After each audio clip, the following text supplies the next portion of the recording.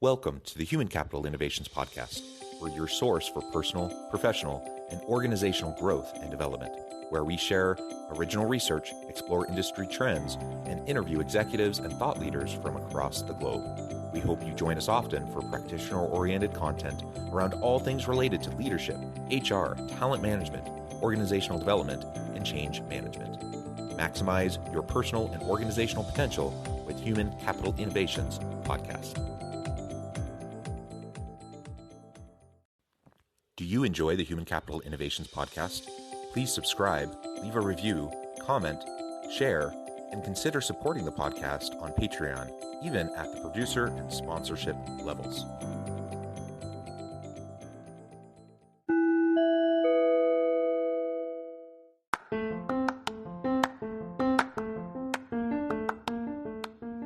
Welcome to the Human Capital Innovations Podcast. In this HCI Podcast episode, I talk with Doug Platts about leveraging gardening as a benefit to individuals, teams, and within corporate wellness initiatives.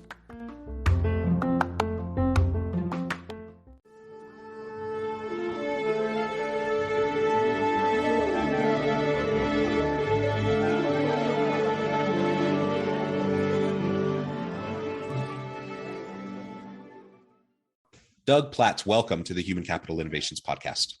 Thank you for having me. Excited to have the conversation. Yeah, it is a pleasure to be with you today. You're joining us from Dallas, Texas. I'm south of Salt Lake City in Utah. Today, we're going to be talking about something that's connected to a topic near and dear to my heart. We discuss it all the time on the podcast. That is corporate wellness, individual team wellness. But we're going to take a slightly different angle today. And that is really where you and your business come in. We're going to be talking about leveraging gardening as a benefit towards wellness, to promote wellness within individuals, teams, and organizations. And I just find that super fascinating. So I'm excited to explore all that with you. As we get started, I wanted to share Doug's bio with everybody. Today, as the COO of retail and technology startup Gardenuity, Doug Platt drives business growth and defines scalable operations to support a growing customer base and product range. He helps lead growth and partnerships with companies across the U.S., bringing the mental, physical, and social wellness benefits of gardening to employees and key clients through workshops and garden-inspired gifts. I just think that's so fascinating. Frankly, it's not something I've really thought about before, how to leverage gardening for these various aspects of wellness, as was mentioned in your bio, the mental, the physical, and the social. So it's a pleasure to have you. Anything else you would like to share with listeners by way of your background or personal context before we dive on in? Yeah, I love product companies. I love kind of getting in and kind of helping build scale growth. I grew up in the Highlands of Scotland and have always had an affinity with gardening. And this was a company when I met them and met the two co-founders, Donna Latier and Julie Eggers. It was just a light bulb moment of, okay, instead of thinking about how we bring this to market just as an e-commerce brand, there's a benefit here that we can bring to companies that is not just unique in the marketplace, but actually is impactful in those three areas of mental, physical, and social well-being. And so it was one of those situations where I had to join the company and had to kind of be part of bringing this to companies across the US. Yeah, I love it. And for anyone who's watching the video feed, just your background. Yeah, tune into YouTube. It's inspiring to me as I see your background with the bags of plants and various gardening items and such. And like you said, from an e-commerce standpoint, you have the gardening gifts. I think that makes a lot of sense. Yeah. It's one of those unique things as a perk you could send to people, or, people, I've heard of organizations, people sending, door dashing, during a remote team meeting. So people get food and such, doing, swag or gardening from the e-commerce side makes total sense. But what I love is that you've extended that to really talk about more holistically the benefits of gardening. Now, I must also say from the outset, as I think about myself and my background, my upbringing, I don't have tons of fond memories of working with my hands in the yard. I remember Saturday morning chores, going out, weeding, doing all that kind of stuff. It wasn't something I loved. something we just kind of did so that we could get on with our day. And now as an adult, with my own yard, I tend to be more of a minimalist when it comes to outside yard work. And so I find this extra intriguing because on the one hand, I'm like, do I really want to go work in my yard? On the other hand, when I get out and work with my hands in the earth, there's just something, a satisfaction that comes from that I can't deny. Maybe you could speak to that before we really even dive on in further. Yeah, absolutely. And I think a lot of the people that we work with grew up in more of a in the country, in a more remote area where they did garden, or they had parents or grandparents that farm. They now live in cities where they have limited outdoor space, and it brings back a little bit of reminiscing to that time that they spent with those individuals. But also, we ship everything as kits. We want you to engage in the act of gardening. There's companies out there that send plants that you just put on your desk or put outside on your balcony, and you can enjoy them. But we believe that there are so many benefits that come from the act of gardening, as well as enjoying the fruits of your labor, whether that's an outdoor herb veggie garden, a desktop garden. And so we do want people to engage in digging in the dirt. We talk a lot about getting dirty here. It's not just for kids. And I think you kind of forget that as you get older, that there are a lot of benefits that come from digging your dirt. We don't include gloves for that particular reason as well. And the benefits have been documented for years about the impact that gardening has on your well-being. And even back in 2019, so pre-pandemic, and I think that's worth noting, we did not strategically move into this way as part of a pandemic, but we were there ahead of the pandemic, ahead of the urgency to kind of bring teams together remotely through virtual workshops. But we saw that this was, and you mentioned earlier, perk. We see this as a benefit versus a perk. For me, beer in the fridge is a perk. A benefit is something that actually meaningfully impacts me mentally, physically, socially, so that I become a better person on the other side of that. Yeah. Oh, well, and thank you for that distinction. And when I said perk, I actually meant just like the item. So like if you send someone like a potted plant that they put on their desk, or you send it to them at home to help them feel connected with the rest of the team, I see that, as kind of the standalone kind of perk. But what you're talking about is, again, much more holistic, right? We're talking about something, and it's activity-based, and I think activity-based, holistic, something that you can integrate into kind of your daily routine, your daily habits, right? And I do see that as something far more substantial than, some kind of one-off little perk. Yeah. And so I appreciate that distinction, because I think that is really key. And I think when I think about myself and I think about like, what are those things that I do that really have an impact on my well-being? It's those things that I do consistently over time. So for me, for example, longtime listeners of the podcast will have heard me talk about walking my dogs. I am like devoted and religious about walking my dogs at least twice a day, taking them to the park, getting that time with them out in nature. That's something that I'm just super consistent with. Now, everyone's different though. So like some people don't even have pets, right? Or they don't want pets. That's fine. For me, walking my dogs is a big thing. For other people though, something like this, that you can wake up, you can start your day, you can spend, it doesn't take tons of time, but you just spend a little bit of time working with your hands in the earth. And that just becomes a consistent part of your day. And then you start to see the fruits of your labors and the benefits that come, the satisfaction, the benefits that come from that. I mean, there's just so many things if you just get consistent with it. We strategically integrate mindful moments into our garden. So a good example is the best way to get a good night's sleep starts in the morning by going outside, getting some vitamin D, whether that's walking your dog or going outside and tending to your garden. Best time to water your garden is in the morning. Best time to harvest is in the morning as well. Even if you're going to be using the herbs or the peppers or tomatoes or whatever you're growing at the end of the day, the best time is actually to harvest in the morning. So getting outside, getting that vitamin D, getting your cup of tea, your cup of coffee, and enjoying that.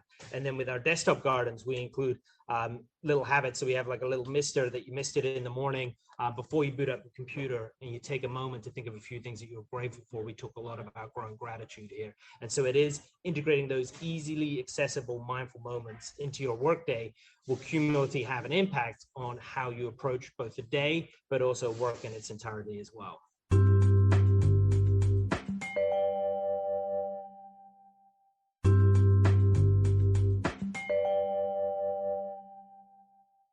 Yeah. I love that. I think that's fantastic. So we've already really talked about gardening as a benefit and why Guardinuity and gardening experience can have such a big impact in individual wellness. I think that is huge. I'd love to pick your brain a little bit more about really how you see the role of HR shifting. The benefits landscape, for example. This is one that I frankly hadn't really thought about until we were preparing for this podcast interview. I think it's ingenious, and there are other benefits coming about. So what do you see in terms of that landscape, post pandemic, as we're trying to connect? Absolutely. And I think every day there's more and more research or articles that come out that talk about how at the forefront of executives' focus is the mental, physical, and social well-being of their employees. Deloitte published just last week a great report about the importance of mental well-being and how it is at the forefront of the C-suite. But there is a disconnect between how much the C-suite believe they are supporting an employee's mental well-being versus how much they actually are. And I think there is that risk of, hey, we have these beautiful benefits that are listed on our website or listed on any job application, but if people aren't using them, if people aren't engaged in them, and if they're not also creating connective tissue between your employees, then there's no benefit there. It's a list of nice to haves. The Forbes also put out an article of the top 10 things employee benefits are looking at in the time of a recession. So we just came out of a pandemic, now we're in a recession. So our mental stresses and well-being is not diminishing in any way, but mental health, employee programs, and well-being services are at the top of that. And we actually work with all the major health insurance providers. So they use us as a part of their wellness programs that they cater to their client base. And so that what's been interesting is that we have helped both through the pandemic, but even post-pandemic, bring teams together, whether they're fully remote, whether they're fully hybrid, whether they're back in the office. It also is a way to create new conversation within that organization as well. With our outdoor gardens, we see these groups organically meet weeks and months later to do harvesting and share recipes, and it creates a different type of culture. And culture has evolved over the last 2 years, and culture is being redefined again, even post-pandemic. And this has been a way that's been at the forefront of it. It is very easily accessible. It is something that actually everyone wants to grow plants, whether that's indoors or herbs and veggies.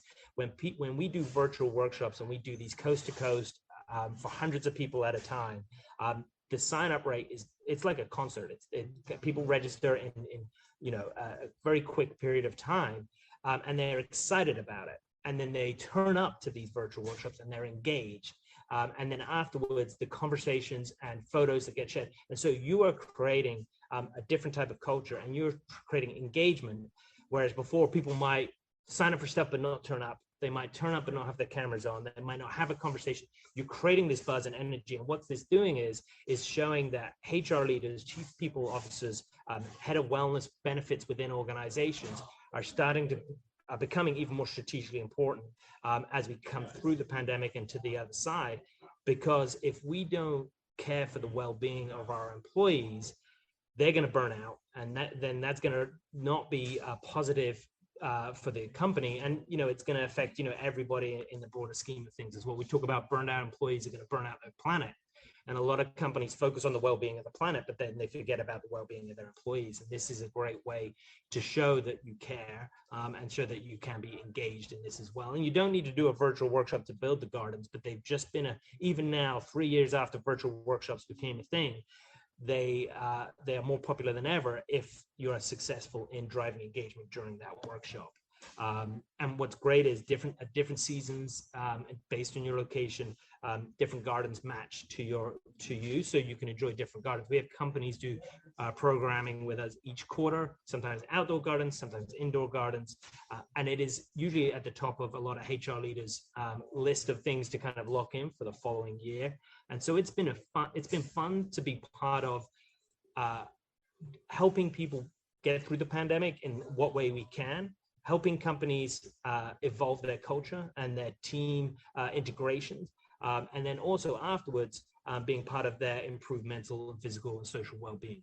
And one of the words you kept on saying over and over again was engagement. So, you have the wellness components that we've already been discussing in terms of the mental, physical, emotional wellness and well-being of your people. But also just from a standpoint of this, when you're in an online, remote or hybrid kind of a work environment, and you're trying to connect with people through space, right? To be able to have a way to connect people in an engaging way is really important. And so your primary goal may even just be, I just want people to show up, pay attention, and be part of the process of whatever this meeting is we're going to have. And so part of that is, let's add in some new, interesting, engaging kind of component or element to get people energized and participative.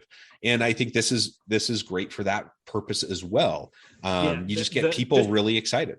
Yeah, just to touch on that, the Wall Street Journal just put out an article that employers are looking at those first 90 days of onboarding, and they know they've seen that it is absolutely critical for long-term retention, so that they're not constantly trying to fill roles. And if they can win in those 90 days, they keep that employee for a year plus, which means that they can focus on the next recruitment piece. And so if you can drive engagement and connections through that time, so I'm just not at the other side of a laptop and never really get to meet my colleagues or people in my peers or my seniors, then you're probably going to not have that affinity to stick around, that loyalty, and so you might just move on to the next thing. But if we can create those onboarding experiences, and we talk a lot about with our kids onboarding the plants, but it is the same as onboarding employees. You want to make sure they've got a solid foundation, they've got the perfect home matched to them, they have the right nutrients, the right care, and the regular check-ins as well throughout their growing journey. And that's the same for new employees, whether they're straight out of university or they're more senior executives getting to know their teams. We work a lot with law firms and their summer associate programs. Even though they're back in person, they see this as a great way virtually to do as an activity. And what we've also seen with our workshops is it engages the family unit. So we always say, open the doors, let kids, pets, and partners in. We work a lot with companies that actively send multiple kids to somebody's house so their partner or their kids can get involved. And you don't get that when you do work events in the office. It is literally, you get to know the employees, which is great. But when you get to know the family unit and you start to build connective tissue there, that becomes part of your ecosystem, your personal ecosystem. And that helps with increased retention. But also, if people know you a little better, that increases that affinity with that organization as well.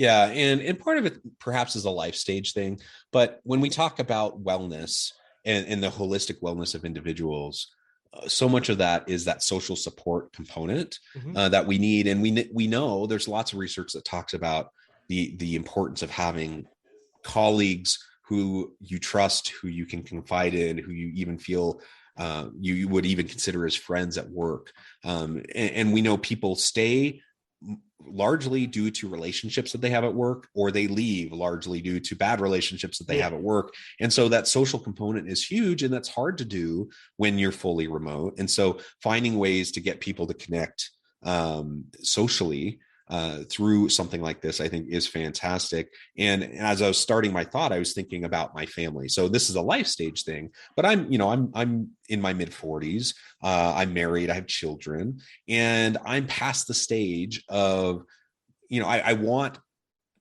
good collegial relationships with people at work. I want even people who I would consider to be friends at work. But I'm past the stage of having the time to socialize, say, go get a drink out after working hours with people, right? Because I want to go home to my wife and kids. But for younger people, maybe that's what derives a lot of value for them in those social relationships at work. Maybe different life stage, you have different needs. And so when you start to bring in this kind of a component where you can engage the entire family, then you start to meet people where they're at a particular life stage, and not just assuming that everyone has the same needs, and that, what may have worked, for a certain segment of your workforce at one point in their life is going to continue to work. I know I've personally I'm thinking now primarily pre-pandemic, because things have become much more flexible during the pandemic and where we're at today. But pre-pandemic, I just remember in the last decade so many times that there was some sort of a work event that I would love to participate in, but it was not family inclusive. And so I would have to make the decision. Is this one, I feel like maybe it's a +1, so I can take my spouse with me. We'll have a great date night. That's wonderful. Is that something we can do? Find a babysitter to take care of the kids versus, balancing that with other times. No, really, I would love to do this if I can bring my family with me. And sometimes the organization would be accommodating to that. Other times they wouldn't be. And so, again, I just think the flexibility of this kind of an approach and engaging people where they're at, I think is tremendous. Again, the holistic wellness of individuals, getting your hands dirty, working in the earth, that has mental, psychological benefits. The social component of gardening, of course, has huge benefits. The physical components.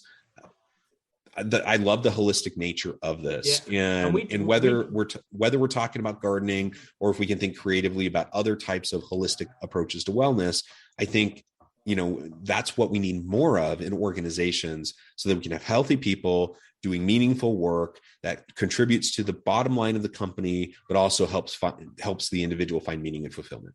Exactly. And I think, we talk a lot about seasonal eating and food as medicine here as part of our workshops and as part of the communication that goes out supporting the garden. It's worth noting, when you garden with us, we have a whole support system and email communication that goes around your particular garden. So it's fun recipes, because we want you to use it, and fun ways to incorporate wellness into your day, into your week, and so on.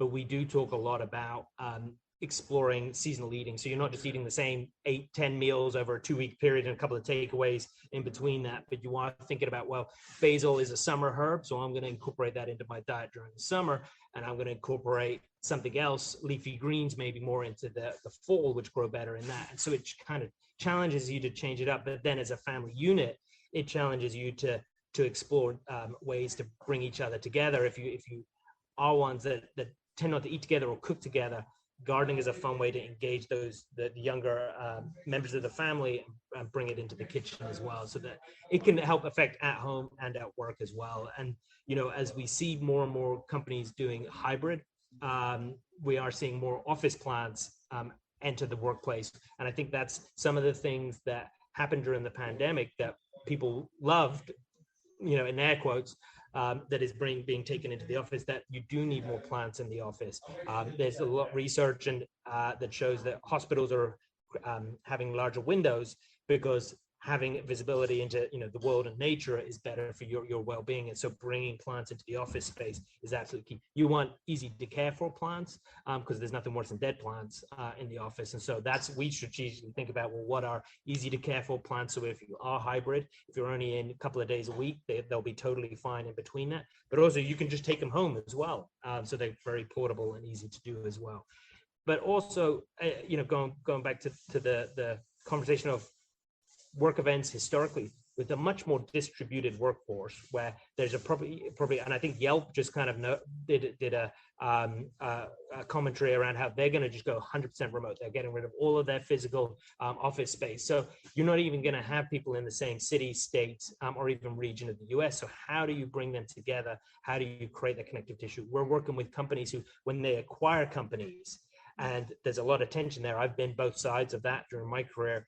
How do you bring those teams together? And so gardening workshops are a great way to kind of grow together. It's a great way for these senior executives to share their thoughts at the start of these workshops. But they're also great gifts. We work with some of the big consulting firms, and they don't do workshops because they're so busy, but they send out these gifts. We have a superhero garden that they love sending out. And so there are different ways in which you can bring the gift of gardening and the engagement from gardening to teams.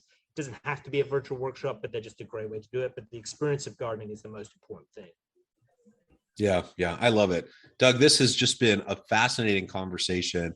I know at the time I'm going to have to let you go here in a few more minutes. But before we wrap up for today, I just wanted to give you a chance to share with listeners how they can get connected with you, find out more about your work, find out more about the team, how they can get in contact and get the process started to utilize this in their own businesses, and then give us the final word on the topic for today. Yeah, absolutely. So gardenuity.com is the best place to kind of discover Gardenuity. There's a corporate page where you can find out more about specifically what we do in that space, but you can explore all the gardens. I'd absolutely recommend checking out Instagram and Gardenuity on there. We're at Gardenuity. We do regular Instagram lives. That's our version of our podcast where we talk with wellness, mixologists, chefs, ways to utilize the garden as well. And I'm also more than happy for anyone to reach out directly to me. I'm Doug at gardenuity.com, and I manage all of our corporate relationships as well. And I think the thing that I want to leave you with is that there are numerous wellness and well-being benefits that come from the act of gardening, and HR leaders, wellness benefit leaders within organizations are being tasked with how do we address mental health challenges within our workplace? How do we evolve our culture in constantly changing times? And gardening has been proven through the work that we've done, but also through research, third-party research, to bring people together in more social ways that help positively impact their mental and physical well-being as well. I love it. Thank you, Doug. It has just been a pleasure. I encourage listeners to reach out, get connected, find out more about what Doug and his team can do for you in your workplace wellness initiatives. And as always, I hope everyone can stay healthy and safe, that you can find meaning and purpose at work each and every day. And I hope you all have a great week.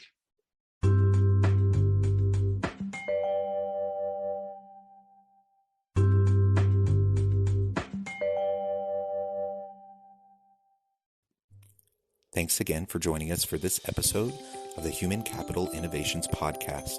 I hope you stay healthy and safe and that you have a great week.